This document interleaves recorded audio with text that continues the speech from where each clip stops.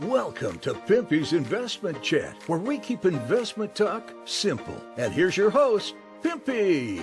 What is going on out there, peeps? Let's get back to Iraq.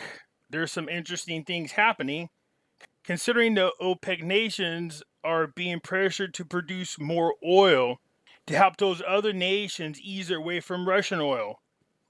Except for there's some things that you need to take in consideration that we'll cover. All these things will benefit Iraq. Before we get started, hit the thumbs up button because it helps me get through the YouTube algorithms. And if you're not a subscriber, please do so, because when you do, it helps out the channel. And you know I certainly appreciate when you do. It is an awesome time to be buying gold and silver, that's for sure. Buy it now while it's cheap. Not only does it give you a hedge against inflation, but it also protects you from market crashes and definitely protects you from the central bank digital currency. So when you go to buy your gold and silver, please give a consideration to our friends over at Money Metals Exchange. The link is down below in the description. If you are a first-time buyer and you spend more than $100, use promo code Pimpy, P-I-M-P-Y, and you will get a free half ounce of silver. So what am I talking about? Let's go over some of these things. First things first, Parliament will ask government to send the 2022 budget. As they should, the current government that's in control right now will continue to stay in control until the ones that were chosen and voted in take over. And since that's the case, there's a request for them to send over the 2022 budget. We are already in April and the budget hasn't even been approved. This is not good. So you can see there was a statement to the news that said the House of Representatives will ask the current government to prepare and send the 2022 budget. The Deputy Speaker of Parliament confirmed earlier that the Parliament is continuing its work and performing its legislative and oversight tasks and is waiting, sending the current year's budget. So the request was sent. Let's see if it gets sent in. Baghdad stresses the importance of reviewing the region's contracts and establishing a new oil company in Erbil. So this is in regards to the issue with Kurdistan and Baghdad, and that the Supreme Court told Kurdistan they must turn over all the stored oil that they have and all the contracts that regarding the selling and shipping of oil. And they were to turn over all access and rights to Baghdad. And I do remember Barzani saying something to the effect that, look, they were going to fight for this oil. They weren't going to give it up. And when I mean fight, he meant fight. So this is what's going on. It looks like there might be an agreement between them. On Monday, the oil minister affirmed his ministry's commitment to basic principles and were previously proposed by the Ministry of Oil regarding the management of the oil file in the Kurdistan region. So what is going on? It says in basic principle, they must send over all contracts and agreements concluded by the Kurdistan regional government with countries and oil companies for the purpose of reviewing, amending, and improving them, as well as transferring the contracting party from the Ministry of Wealth Natural to an oil company established for the purpose, according to the decision of the Council of Ministries, to be based in Erbil, owned by the federal authorities, and authorized to manage the entire oil activity according to the powers, standards, and asset prepared and estimated by the National Oil Company and Federal Ministry of Oil. You can see here that the Minister of Oil referred to the inclusion of the basics as well, opening a bank escrow account in one of the international banks for the purpose of depositing all revenues from the sale and exports of the crude oil owned by the Ministry of Finance and used to secure payments in favor of the region in the event of a delay in sending it from the Federal Ministry of Finance. So you can see they're setting up a company, they're setting up an escrow company where all the payments will go to. This is what's being proposed, is that they do this together, and the business will be stationed in Kurdistan. It sounds like a good idea, but I have not heard in any of the articles any response from Kurdistan yet. So it's going to be interesting if they could come up with some kind of agreement, because that has been an issue for quite some time. A cabinet spokesperson, you like how I did that? The government will continue its work until a new government is formed, of course, as it should. So I had a spokesperson for the Council of Ministers, Minister of Culture, Tourism, and Antiquities, confirmed that the government will continue to work in accordance with the law until a new government is formed. He went on to say there is a great difficulties and challenges in government work, noting that the government has developed solutions to the problems of free electors and has taken decisions. The government exercises its work in accordance with the law, stressing that the government will continue its work until the new government is formed. So basically, that's what's going on in the news, is just that Kurdistan and Baghdad are trying to work out agreement on the oil that's in the Kurdistan region. So here's some really good news, as I'm sure you are aware. Oil is projected to go to around $150 per barrel. Of course, this helps benefit Iraq. And no, the Iraqi Dinar exchange rate is not going to change just because it's getting more oil money. I told you, there are more things to factor in.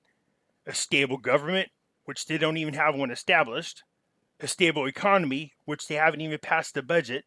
Plus, Iraq has to get away from the fact that 90% of the budget's revenue comes from oil. They are working very hard, and great reports have been coming out that the private sector is being built, jobs are being offered, and there's plenty of other job opportunities.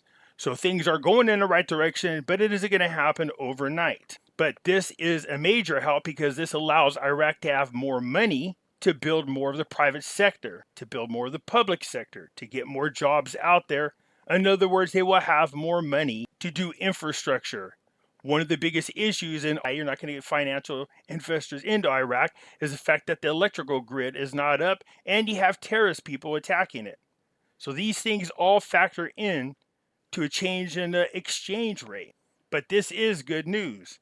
So the so-called experts are projecting the oil to reach $150 a barrel, but there's plenty of reasons for that. The reason why it's still as low as it is, even though it has spiked up, is because of the restrictions that China has put on its people due to the RONA. Yeah, they've been on lockdown. Everybody else seems to be running around, and for some reason, people have forgotten about it altogether. It magically just up and disappeared. So with China having such restrictions on their people, there hasn't been a whole lot of traveling going on until now. That's going to change. China started relaxing its restrictions, which means what? That's going to put even more stress on an already crippling oil industry. With sanctions against Russia's oil, Europe is trying to figure out how to wean itself from depending on Russia so that the sanctions can be a lot more effective. So they have been pressuring OPEC to produce more oil. Why would OPEC want to do this? If they stay where they are and there's so much demand for oil, then the price of oil will definitely shoot up, which benefits those OPEC nations. Also, you got to keep in mind that there are some countries within OPEC who are allies of Russia. So what do you think they're going to do? Turn on their own allies? No, they're not going to. OPEC said no, it would not produce more oil. Again, I think it has more to do with the fact that some of the nations within OPEC are friendly with Russia. But also, this gives them an opportunity to drive the price up. It says oil prices are spiking after flirting with sub $100 levels in recent days as China appeared to loosen lockdown restrictions, and OPEC warned that it will be impossible to replace Russian crude while pushing back against calls for it to utilize its spare capacity. While this is good for us, and this also benefits those individuals who are holding gold. Remember, Putin pegged the gold to the oil. And there's a shortage on gold and silver. This also came as it was reported a decline in supply and demand growth this year and another missed month of production targets, something that the market expects after months of the same. So they already missed their target. OPEC has. They weren't able to produce as much oil as they were targeting. This is about to cause a shortage everywhere. Now, here in the United States, they want to blame Putin for gas prices being up. We all know it's BS. In case you forgot, one of the first things that Biden did when he got in office is at a swoop of a pen, close down the oil pipelines, all those other ways that we could be getting our fuels at much cheaper price. We went from being the world's #1 exporter of energy to now the world's #1 importer of energy.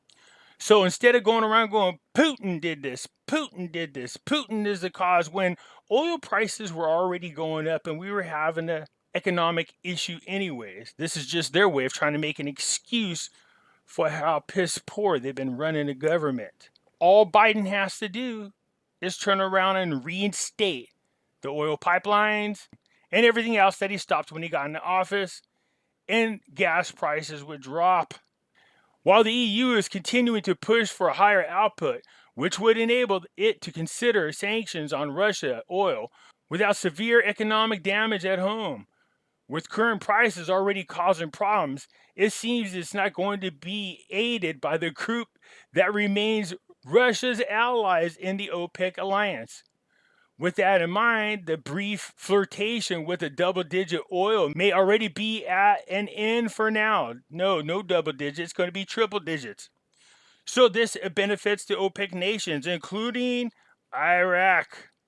They will have additional money that they were not counting on coming into the country. And we're not talking about a couple tens of thousands or a couple hundreds of thousands.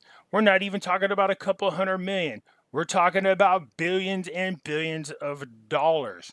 This can only benefit Iraq and help them finance the rebuilding of the infrastructure much quicker than they had anticipated, as long as the money is being managed properly and we don't have a corrupt government in there stealing the money like we had before. Fossil fuels are responsible for generating 61% of the electricity that we use. That's like these famous people lecturing us about climate change as they fly around in their jets by themselves. So where am I going with this? You're still going to need gas, because somebody was saying, Pimpy, look, the demand for oil is going to change. Iraq won't be as rich as it is now because they're going to get away from oil. Well, there are other commercial uses for oil other than fossil fuels. So it's not completely going to go away, but it would be a pretty big dink towards the demand for oil. I can't imagine us getting away from oil anytime soon. So Iraq should be fine for a while. But right now they should take advantage of the fact that Russia has friends in OPEC. OPEC is not going to push out more oil to help Europe get away from Russia. We're at the beginning stages of this. We got summer coming up, and with everybody relaxing the restrictions on the coronavirus for now, only because we are in an election year, we'll see what happens afterwards. That's allowing more people to travel, and if more people are traveling, more people are using gas. And if they're burning gas, that means they need oil. I can't help but think that maybe them allowing gas prices to shoot up the way they are is their way of trying to discourage people from driving in the first place. And if the prices go up high enough, less people will drive, then there won't be so much dependence on the oil, and maybe then they can try to go after Putin. It's going to be interesting to see what happens. We got the summer months coming up. People are going to be traveling. The demand for oil is going to increase without a doubt. Then you add in the fact that Saudi Arabia, who is the leader of the OPEC nations, instead of using the petrodollar, using the yuans, using the rubles, and using the rupees from India now. This is going to weaken the US dollar. And if the US dollar weakens, that means other currencies have an opportunity to gain in value against it. Currencies like the Iraqi dinar. See the vicious cycle that's going on? We'll see what happens. Anyways, that's it for now. Let me know what you think. Hit the thumbs up button. If you're not a subscriber, please do so, because when you do, it helps out the channel, and I surely do appreciate it. And I catch you later. I'm out.